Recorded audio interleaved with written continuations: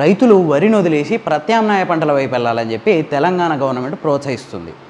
అయితే ఏం చేస్తుంది తెలంగాణ గవర్నమెంట్ అంటే ప్రకటనలు ఇస్తుంది. గతంలో ఇదే పని బీఆర్ఎస్ గవర్నమెంట్ ఉన్నప్పుడు అప్పుడు ముఖ్యమంత్రి కూడా అన్నాడు, వరేస్తే ఊరే రైతులు ప్రత్యామ్నాయ పంటల వైపు వెళ్ళాలి, ఖచ్చితంగా కమర్షియల్ క్రాప్స్ పండించండి అంటే ఇప్పుడు గవర్నమెంట్లో ఉన్న పార్టీలు అప్పట్లో నానాయాగి చేసినాయి. రైతులను ఎందుకు వరేయొద్దంటారు అని చెప్పి చాలా పెద్ద గొడవ చేసినాయి. కానీ ఇప్పుడు మాత్రం అదే కాంగ్రెస్ అప్పుడు ప్రతిపక్షంలో ఉన్నప్పుడు వరేస్తే ఊరే అంటే వ్యతిరేకించిన కాంగ్రెస్ ఇప్పుడు వరొద్దు ప్రత్యామ్నాయ పంటల వైపు వెళ్ళాలి అని చెప్పి మాట్లాడుతుంది. ఇలా పంట మార్పిడి కూడా అవసరం. మన వడ్లు కొనుగోలు కేంద్రాలు మీరే బ్రహ్మాండంగా నడిపారు, మీతోకి ఎవరికి ఇచ్చినా ప్రయోజనం లేదు.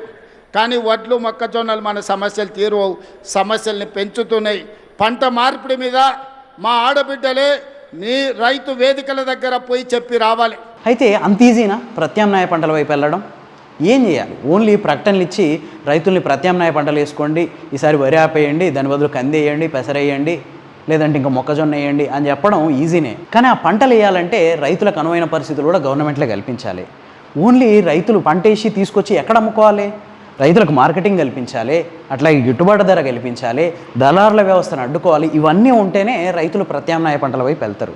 ఉదాహరణకి ఒకసారి ఈ టేబుల్ చూడండి. 2015 వ్యవసాయ సంవత్సరంలో అంటే తెలంగాణ వచ్చిన తర్వాత సంవత్సరానికి తెలంగాణలో వరి విస్తీర్ణం 18.5 లక్షల ఎకరాలు ఉండేది, పత్తి 43.5 లక్షల ఎకరాలు ఉండేది, మొక్కజొన్న 11.5 లక్షల ఎకరాలు, కంది 6 లక్షల ఎకరాలు, సోయా 4 లక్షల ఎకరాలు, వేరుశనగ 3 లక్షల ఎకరాలు, ఇట్లా చిన్న చితక పంటలు ఇంకో 4-5 లక్షల ఎకరాలు అట్లా ఉండేది అప్పట్లో పరిస్థితి. కానీ తెలంగాణ వచ్చిన తర్వాత 10 ఏళ్లలో పరిస్థితి పూర్తిగా మారిపోయింది. 2023 సంవత్సరానికి వచ్చేసరికి 18.5 లక్షల ఎకరాల విస్తీర్ణం ఉన్న వరి 67 లక్షల ఎకరాలకి విస్తరించింది.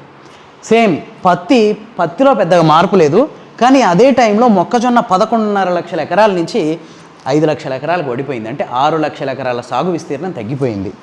సేమ్ కంది 6 లక్షల ఎకరాల్లో సాగయ్యేది, ఇప్పుడు 4 లక్షల ఎకరాలకు పడిపోయింది. సోయా 4 లక్షల ఎకరాల్లో సోయాబీన్ సాగయ్యేది, ఇప్పుడు 3 లక్షల ఎకరాలకు పడిపోయింది. అంటే 1,00,000 ఎకరాల విస్తీర్ణం తగ్గింది.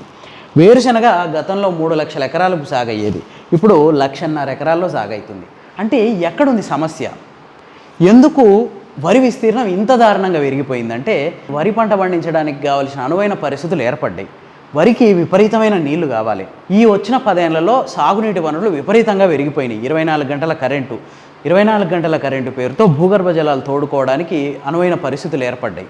సో దానివల్ల వరి సాగు విస్తీర్ణం అనేది రోజు రోజుకి పెరిగిపోయింది.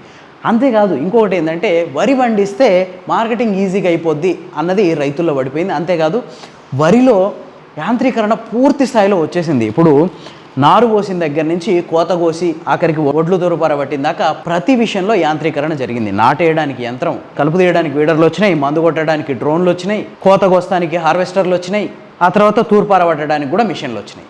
ఇట్లా ప్రతి స్టేజ్లో వరిలో యాంత్రీకరణ పెరిగింది, మార్కెటింగ్ ఈజీగా నడుస్తుంది.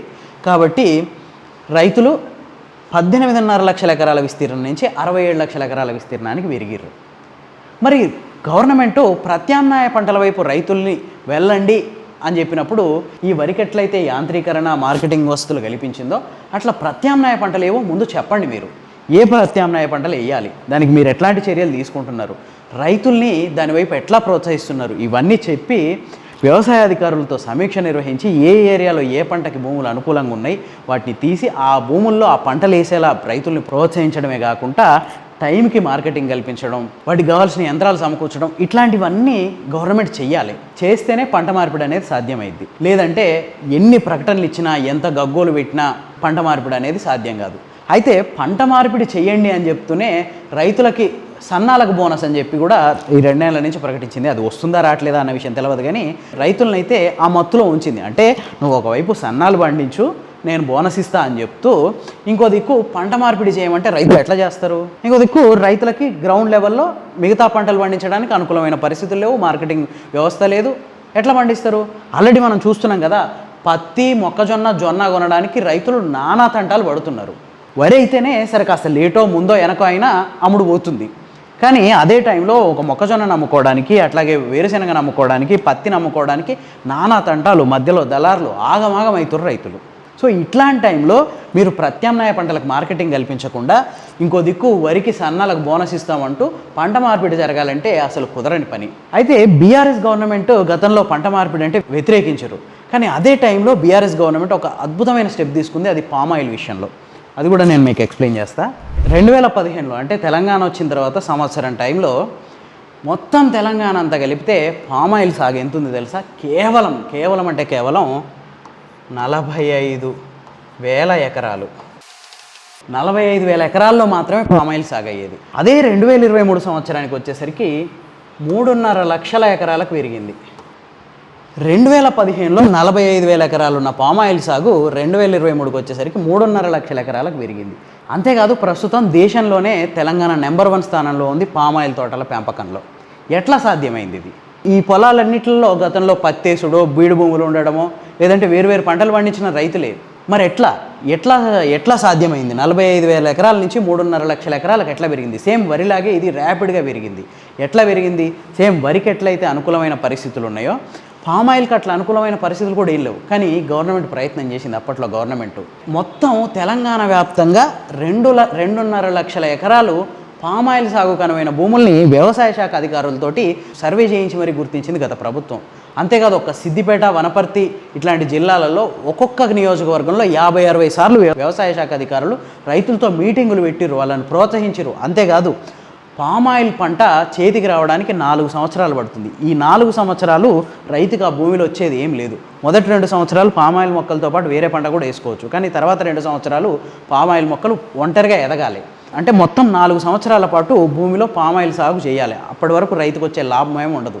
దీనికోసం 4 ఏళ్ళకు కలిపి ఎకరానికి 52,000 రూపాయలు గత ప్రభుత్వం ప్రోత్సాహకాల కింద ప్రకటించింది. అంతేకాదు డ్రిప్ ఇరిగేషన్లో సబ్సిడీ ఇచ్చింది. ఇట్లాంటివన్నీ చేస్తే 45,000 ఎకరాల నుంచి 3.5 లక్షల ఎకరాలకు పామ్ ఆయిల్ పెరిగింది. సో పంట మార్పిడి అని మొత్తుకునుడు కాదు, పంట మార్పిడి చేసేలా రైతులు ముందుకెళ్ళాలంటే గవర్నమెంట్ చేయాల్సిన ప్రోత్సాహకాలు ఇవన్నీ. గవర్నమెంట్ ఈ దిశగా ప్రోత్సహిస్తేనే పంట మార్పిడి అనేది సాధ్యమైద్ది. ఎస్, ఇప్పుడు వరి నుంచి ప్రత్యామ్నాయ పంటలకు వెళ్ళమంటుంది గవర్నమెంట్. మరి ఏంటి ప్రత్యామ్నాయ పంటలు ఏంది చెప్పండి? మండల స్థాయిలో వ్యవసాయ అధికారులతో రిపోర్ట్లు తెప్పించుకోండి. ఎక్కడ ఏ భూమి ఏ పంటకు అనువుగా ఉందో ఒకసారి మొత్తం భూపరీక్షలు చేసి తీయండి, ఆ లెక్కలు తీయండి. ఏ భూమిలో ఏ పంటకు అనువైందో రిపోర్ట్లు తెప్పించుకోండి. ఆ రిపోర్ట్ల ప్రకారం ఆ భూముల్లో ఆ రైతులు ఆ పంటలు వేసేలా ప్రోత్సహించండి. కనీసం పచ్చిరొట్ట విత్తనాల పంపిణీ ఇప్పటికీ స్టార్ట్ కాలేదు. పచ్చిరొట్ట విత్తనాలు అంటే తెలుసు కదా, భూమిలో నత్రజనిని పెంచుతాయి. అంటే జీలుగు, పిల్లి పెసర ఇట్లాంటి విత్తనాలు ఎండాకాలంలోనే భూమిలో వేసి అవి ఇంత మొక్కలైన తర్వాత వాటిని భూమిలో కలిపి దుంతే నత్రజనిని పెంచి నెక్స్ట్ క్రాప్కి రసాయనిక ఎరువులు వేయడం తగ్గించుకోవడానికి అవకాశం ఉంటుంది. అట్లాంటి పచ్చిరొట్ట విత్తనాలని ఇప్పటివరకు పంపిణీ స్టార్ట్ చేయలేదు గవర్నమెంట్. ఇంకో దిక్కు పంట మార్పిడి చేయండి అని చెప్పి ప్రకటనలు ఇస్తే సరిపోద్దా? సో గవర్నమెంట్ ఇప్పటికైనా గుర్తించాలి క్షేత్రస్థాయిలో పరిస్థితులు ఎట్లున్నాయి. వ్యవసాయ అధికారులతో రిపోర్ట్లు తెప్పించుకొని ఒక రైతుకి ఏం కావాలి పంట మార్పిడి చేయాలంటే వాళ్ళతో కూర్చోండి, మీటింగులు పెట్టండి, సమీక్షలు చేయండి. ఏం కావాలి రైతుకి? వరి నుంచి ప్రత్యామ్నాయ పంటకు వెళ్ళాలంటే రైతు ఏం ఎక్స్పెక్ట్ చేస్తుండు? మంచి మార్కెటింగ్ ఎక్స్పెక్ట్ చేస్తుండా, లేదంటే ఫ్రీగా విత్తనాలు ఎక్స్పెక్ట్ చేస్తుండా, లేదంటే అక్కడ సాగయ్యే పంటకు కావాల్సిన మెషినరీ ఎక్స్పెక్ట్ చేస్తుండా? ఇవన్నీ రిపోర్ట్లు తెప్పించుకోండి.